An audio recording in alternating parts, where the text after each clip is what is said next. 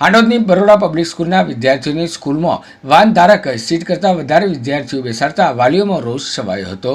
સંખેડા તાલુકાના દેરોલી રૂટના ગામોમાં વિદ્યાર્થીઓ જે હાંડોદ બરોડા પબ્લિક સ્કૂલમાં અભ્યાસ કરતા વિદ્યાર્થીઓને સ્કૂલ દ્વારા નક્કી કરીને વારમાં 16 જેટલા વિદ્યાર્થીઓને ઘેટા બકરાની જેમ બેસાડી લવાતા વાલીઓને પોતાના બાળકોની ચિંતા તેમજ વાન ધારક ફૂલ સ્પીડે સંકારતા વાલીઓ પોતાના બાળક સાથે કોઈ હોનારત ન સર્જાય તેને ધ્યાને લઈ વાલીઓ એકત્ર થઈ બરોડા પબ્લિક સ્કૂલે પહોંચી શાળાના આચાર્યને રજૂઆત કરતા શાળાના આચાર્ય દ્વારા વાલીઓની રજૂઆત સાંભળી હતી અને વિદ્યાર્થીઓને વ્યવસ્થિત જગ્યાએ બેસાડી લાવવાની રજૂઆતો સાંભળી હતી અને આ પ્રશ્નનું સમાધાન લાવવાની બાંહેધરી પ્રિન્સિપાલે આપી હતી।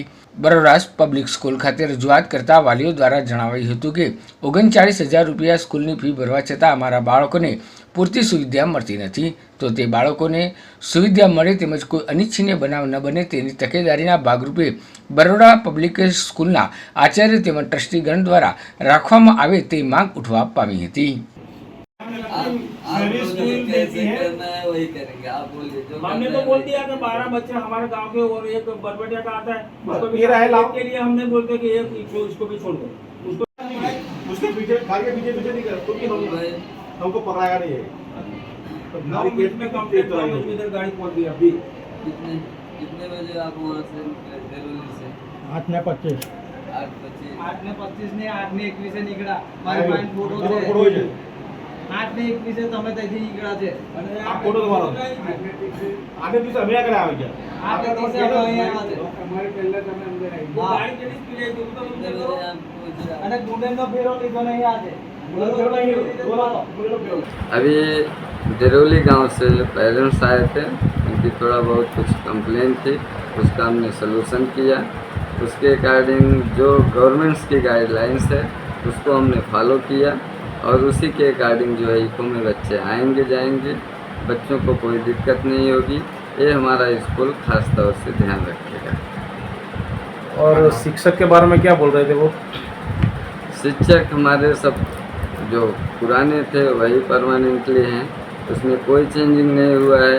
कुछ नए शिक्षक को हम ऐड करते हैं जो ऑप्शनल के रूप में होते हैं, एक्स्ट्रा टीचर होते हैं, उसके लिए हम उनको रखते हैं जो दूसरे टीचर्स की जो है क्लास में हेल्प करते हैं।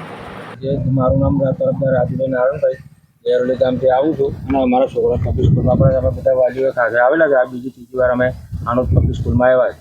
જે અમારી વાન ચાલે છે દેરોલીથી એનું બરોડા પબ્લિક સ્કૂલમાં, એમાં પહેલાં તો લગભગ 19 છોકરા હતા, પછી અમે રજૂઆત કર્યા પછી એ લોકોએ 16 કરી દીધા। 16 કર્યા પછી અમે પાછી રજૂઆત કરી તો એમને કંઈક પેટનું પાણી હલતું નહીં। 2-3 વાર રજૂઆત કરી, પછી કાલે જિલ્લા પંચાયતના પ્રમુખને પરમ દિવસે રજૂઆત કરી મલકાબેને, તો મલકાબેનને ડીઓ સાહેબને રજૂઆત કરી તો ડીઓ સાહેબે અહીંયા આગળ કોન્ટેક્ટ કર્યો અમને સ્કૂલવાળો, તો એવું કહે છે કે અમારી પાસે બીજો કોઈ વિકલ્પ નહીં, અમારે 16 છોકરા લાવવા પડે એવી પોઝિશન છે। અને અમે રજૂઆત કરી પછી 16 છોકરા બેહે કેવી રીતે અંદર? છોકરા આવીને કાયમ બહુ મારે કે આ બે પાડે છે, પેલું નહીં થતું, ફલાણું નહીં, જેટા બગાડે છે, પૂરી લાવે। અને ફી જે પહેલાં 33,000-34,000 રૂપિયા હતી એની આજે 39,500 કરી દીધી એ લોકોએ। હવે ફી જે તમે લો છો તો એ પ્રમાણે મને સુવિધા બી છોકરાને આપો ને તમે। તો એ રજૂઆત કરી તો હવે કહે છે કે અમે 16માંથી અમે 13 કરીશું એવું કીધું છે, પણ હવે ક્યારે કરે છે ભગવાન જાણે। બીજું તો એવું છે પછી ઇકોવાળો ભાઈ છે વિપુલભાઈ કરીને એ ફૂલ સ્પીડથી ગાડી ચલાવે છે અને જ્યાં દેરોલીથી 15 કે 16 કિલોમીટરનું અંતર છે એમાં 8 કે 9 મિનિટમાં તો હાંડોદ પબ્લિક સ્કૂલમાં આવી જાય। આજે અમે પાછળ આવ્યા એટલે સ્કૂલવાળો આપણો ઇકોવાળો એવું કહે છે કે ભાઈ મને 850 રૂપિયા આપે છે, એટલે મને પોસાતું નહીં, અને સ્કૂલવાળા કહે છે 1,050 રૂપિયા આપે છે ડીઓ સાહેબને।